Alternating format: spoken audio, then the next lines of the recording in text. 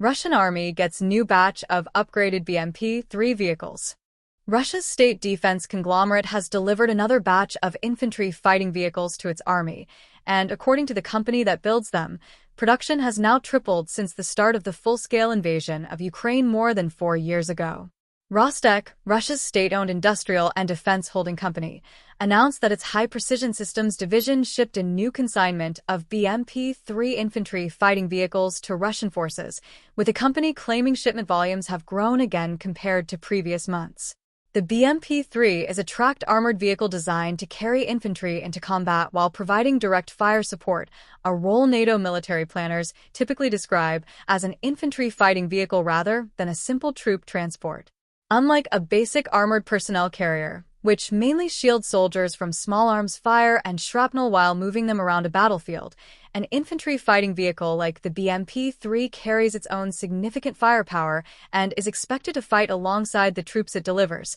engaging enemy vehicles, fortified positions, and infantry directly. The BMP-3 traces its design back to the late Soviet era, first entering service in the late 1980s, and it has remained in continuous production and export for decades, making it one of the most widely fielded infantry fighting vehicles in the world alongside vehicles like the American Bradley and the Russian BMP-2 it eventually succeeded in Russian service. Rostec said each vehicle in this latest batch comes equipped with additional protective measures covering the hull from all directions, including from above, a detail that speaks directly to lessons learned from more than 4 years of grinding warfare in Ukraine. Top attack threats, meaning munitions and drones that strike a vehicle's typically thinner upper armor rather than its heavily protected front and sides, have proven devastating against armored vehicles on both sides of the conflict, particularly as shoulder-fired anti-tank weapons and increasingly cheap first-person view attack drones have become fixtures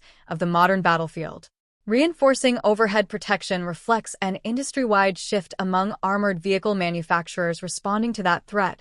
one that Western militaries have also grappled with in evaluating their own fleets. According to Rostec, the modernized electronics and internal systems on the newest BMP-3 variants have noticeably improved the vehicle's mobility and the effectiveness of its weapon systems, and all vehicles in the current batch are fitted with an upgraded electronic warfare system. Electronic warfare equipment on a modern armored vehicle typically works to jam or disrupt the radio signals and guidance systems that control incoming drones and remotely detonated explosives, a capability that has become increasingly critical as drones have transformed from a battlefield novelty into one of the primary threats facing armored vehicles in Ukraine, with both Russian and Ukrainian forces relying heavily on small first-person view drones to strike vehicles that would otherwise be difficult to hit with traditional weapons. The scale of the claimed production increase carries its own significance for understanding how deeply Russia's defense industrial base has adapted to a prolonged war.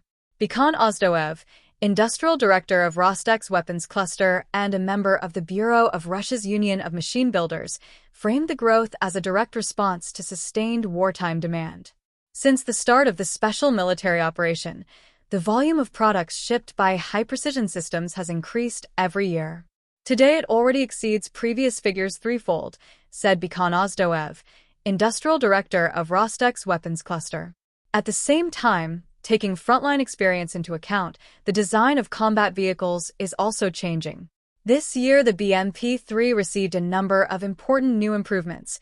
reinforced protection of the hull bottom against mine blasts, as well as improved armor fragmentation resistance on the rear and front sections, said Ozdoev. Russian state defense manufacturers have periodically published production claims throughout the war that outside analysts have found difficult to confirm independently, given the close nature of Russia's defense industrial reporting and the strategic incentive to project strength regardless of actual battlefield conditions. Underbelly mine protection has taken on particular importance in Ukraine, where buried anti-tank mines and improvised explosive devices have accounted for a significant share of destroyed and damaged armored vehicles on both sides, since a vehicle's underside is typically its most vulnerable surface and one of the hardest areas to armor, without adding crippling weight. Strengthening that protection, alongside the added fragmentation resistance on the hull's front and rear sections, points to a vehicle design increasingly shaped by specific combat losses documented over the course of the war rather than by peacetime engineering assumptions.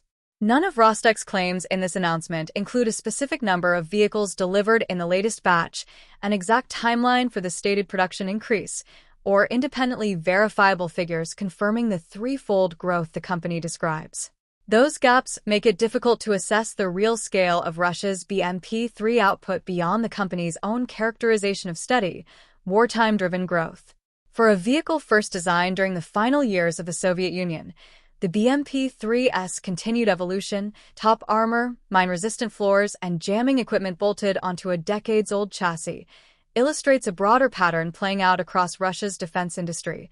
Old platforms surviving not because they remain cutting-edge, but because a prolonged war has forced constant, incremental adaptation onto hardware that was never designed for the threats it now faces. Oryx, a Netherlands-based open-source intelligence group that documents equipment losses using verified photos and video, has confirmed approximately 819 BMP-3 losses on the battlefield since 2022. Because Oryx counts only losses backed by visual evidence, the group itself notes the real total is almost certainly higher.